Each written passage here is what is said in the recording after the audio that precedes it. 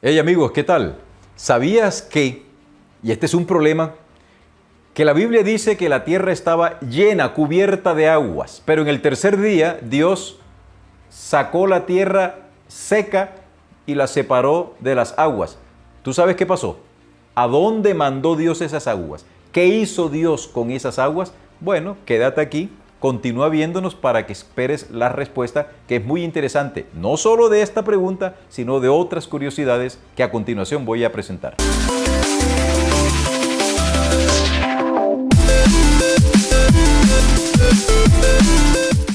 De estas curiosidades que nosotros encontramos en el libro del Génesis, vamos a continuar con esto.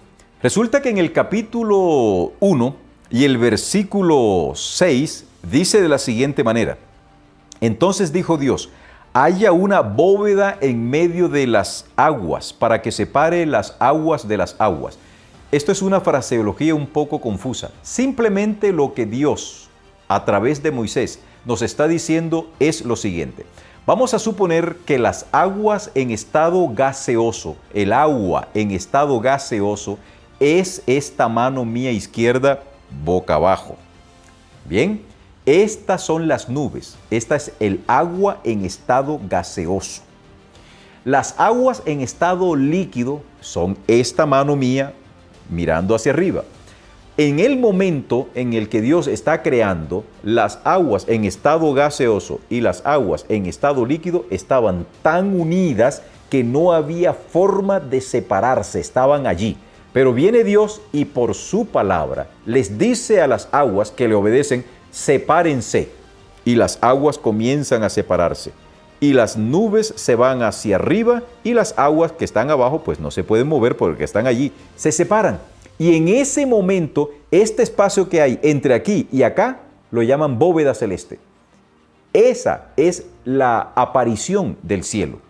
Pero el cielo no se ve todavía porque esa densa capa de nubes impedía ver el cielo. No hay continuidad espacial en ese momento. ¿Qué hace Dios entonces? Evidentemente, y aunque algunos me piden argumentos, yo no necesito presentar los argumentos para decirles en el libro tal, del autor tal, de fulano de tal, o en la página tal, usted va a encontrar esto. No. Te corresponde a ti investigar esto que yo estoy diciendo, porque si te lo estoy diciendo es porque es evidentemente así. En el tiempo en el cual Dios decide crear el espacio, el cielo, esa capa de nubes era gruesa. Y Dios la adecúa. Vamos a suponer que le pasa un esmeril, le pasa una pulidora, y la capa de nubes, es decir, el agua en estado gaseoso, es puesta en un grosor que Dios sabía era la necesaria para la conservación de la vida humana. El resto del agua gaseosa que no era necesaria para la conservación de la vida sobre el planeta Tierra, Dios le dio un trámite y la convirtió en agua líquida. Usted me dirá, demuéstreme. No tengo que demostrarte porque bien lo sabes, que el agua en estado gaseoso termina convertida en primer lugar en agua líquida. O en su defecto allá en el cielo se convierte en hielo. Pero todo indica que al comienzo la nieve no estaba cayendo sobre la tierra. Aquí tenemos otra pregunta para discutir. Lo cierto es que después del segundo día, dice las Sagradas Escrituras en Génesis, e hizo Dios la bóveda y separó las aguas que estaban debajo de la bóveda, acuérdate qué es esto, de las aguas que estaban sobre la bóveda. Y fue así. Dios llamó a la bóveda cielos, y fue la tarde y la mañana el segundo día. Pero debajo de la tierra y sobre la tierra lo que hay es un montón de agua. No hay tierra seca por ninguna parte. ¿Qué hizo Dios con esa agua? ¿Quién se la bebió? ¿A dónde la mandó? ¿Es que acaso hubo un transporte de agua universal? ¿Vinieron máquinas, naves intergalácticas para llevarse el agua de la tierra a otro lugar? Nada de ese tipo de especulación. La respuesta es más sencilla de lo que tú te imaginas. Y aquí voy a hacer mención de un principio que se conoce como la navaja de Occam. La navaja de Occam es un término que se utiliza para referirse a que cuando hay que dar una explicación de un fenómeno que es aparentemente complejo para darle una respuesta, la mente humana siempre busca dar una respuesta lo más sencilla posible.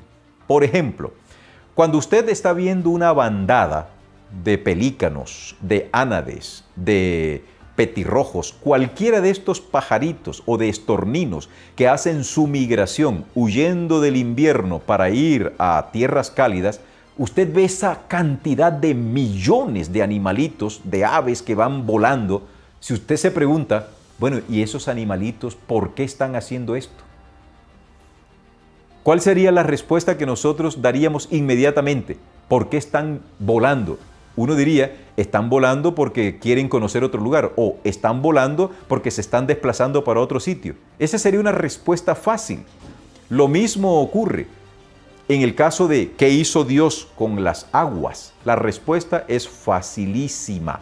A saber, Dios abrió un huequito en la tierra y allí el agua se filtró completamente en la cantidad que Él necesitaba para que la tierra que Él requería que estuviese seca saliera a la superficie. Y luego que metió esa agua al interior de la tierra, selló eso. Ahora ustedes me van a decir, ¿y dónde está el argumento de que Dios lo selló? Hermanos, esto es una figura nomás. Estoy tratando de presentar algo lógico. Entonces, tan pronto Dios hace eso, ocurre la narrativa del día tercero. Dice el versículo 9. Entonces dijo Dios, reúnanse las aguas que están debajo del cielo, es decir, el mar, en un solo lugar, de modo que aparezca la parte seca. ¿Dónde se reunieron? No podemos decir que fue que se agolparon. Las aguas no se agolparon, porque si las aguas se hubiesen agolpado, entonces la altura de las aguas sería superior a la superficie de la tierra, y eso nosotros no lo vemos. Usted puede irse a cualquier lugar del mundo y se va a dar cuenta que el mar está allí. El único lugar donde el mar está por debajo de la tierra es el Mar Muerto, porque allí ocurrió una manifestación poderosa de Dios cuando hace la destrucción de las ciudades de la llanura, Sodoma y Gomorra.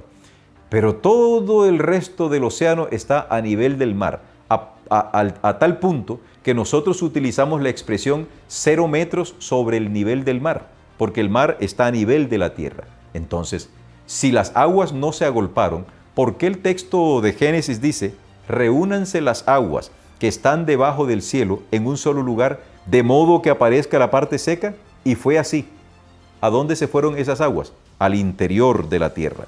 ¿Cuál es la evidencia? Cuando tú te lees el relato del diluvio, dice el texto bíblico que fueron rotas las cataratas del grande abismo y las aguas que habían estado dentro de la tierra, porque Dios las introdujo en el momento del diluvio, salieron con gran fuerza y volvieron a inundar la tierra. Y el diluvio hizo que la tierra volviese a estar como al comienzo. Así que, ¿sabías que el versículo 9 nos narra que en el tercer día lo que Dios hizo fue meter las aguas que sobraban para el proyecto que tenía de tierra, las metió dentro de la tierra? Y sobre la superficie seca, Dios viene y trae a la existencia las plantas. Dice el versículo 11, después dijo Dios, produzca la tierra hierba, plantas que den semilla y árboles frutales que den fruto según su especie, cuya semilla está en él sobre la tierra. Y fue así. Por palabra de Dios, por el mandato de Dios, la tierra produjo hierba.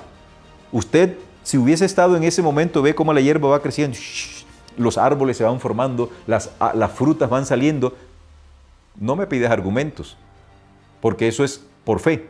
Eso narra el texto bíblico. La tierra produjo hierba, semillas que dan, plantas que dan semilla, según su especie, árboles frutales cuya semilla está en su fruto, según su especie, y vio Dios que esto era bueno. Y fue la tarde y fue la mañana del tercer día. Aquí se narra otra vez lo que te dije al comienzo. El sol ya existía antes del primer día. Ya existía. Para aquellos que creen en la inspiración de los escritos de Elena de White, ella escribe perfectamente que los días de la creación fueron días de 24 horas señalados por la puesta y la salida del sol. Y yo pregunto, si yo tomo en consideración esta cita, y aunque esa cita no existiese, el texto bíblico me dice que fue la tarde y la mañana un día, y aquí en la tierra, quien determina que un día comienza y se acaba es la puesta del sol, es el sol, no hay nada más. Eso por un lado. Por otro lado, la Biblia describe a Dios como un ser perfecto en sus pensamientos. Y Dios es descrito como un Dios de orden. En consecuencia, no es plausible pensar que Dios va a crear las plantas, va a crear el agua, y luego en el cuarto día es que va a traer apenas la existencia del sol, sabiendo que las plantas necesitan en un orden lógico, cronológico, necesitan el sol para poder formar la fotosíntesis. No tiene sentido en el orden divino que yo voy a traer primero la planta y luego le voy a traer la fotosíntesis. No. Segundo lugar, el agua necesita una temperatura. Sin la presencia del sol no podría haber esa temperatura adecuada, porque sin la presencia del sol en los días previos, el agua se hubiese congelado por la noche. En cambio, con la presencia del sol mantiene la temperatura homogénea. Bien, así que ¿sabías que todas estas curiosidades son descritas en el libro del Génesis? Ahora, si tú no viste el video anterior del ¿Sabías qué? Te invito para que lo veas. Aquí está, aquí donde te lo estoy señalando, aquí tienes la opción de verlo. Pero además de esto, me he dado cuenta que el 73% de quienes están viendo ¿Sabías qué? No se han suscrito al canal. Bueno, ¿y yo qué mal les he hecho a ustedes? Suscríbanse al canal, denle like. Y no solamente denle like, compártanlo con otras personas, porque estoy seguro que ustedes están recibiendo aquí una información que ya quisieran muchos estudiantes de teología estar recibiendo. Aprecio los comentarios que nos hacen, pero acuérdate, este no es un canal apologético. Posiblemente yo no voy a dar respuesta a todos los interrogantes que tú plantees, porque eso es imposible. Esto se sale de mi dominio y de mi control. De todas maneras, ¿sabías que en el libro del Génesis hay cosas maravillosas y no te las puedes perder? Seguimos informando y en otros ¿Sabías qué? Que ustedes también pueden sugerir las ideas, estaremos dando respuestas a estos y otros interrogantes. Nos vemos, amigos.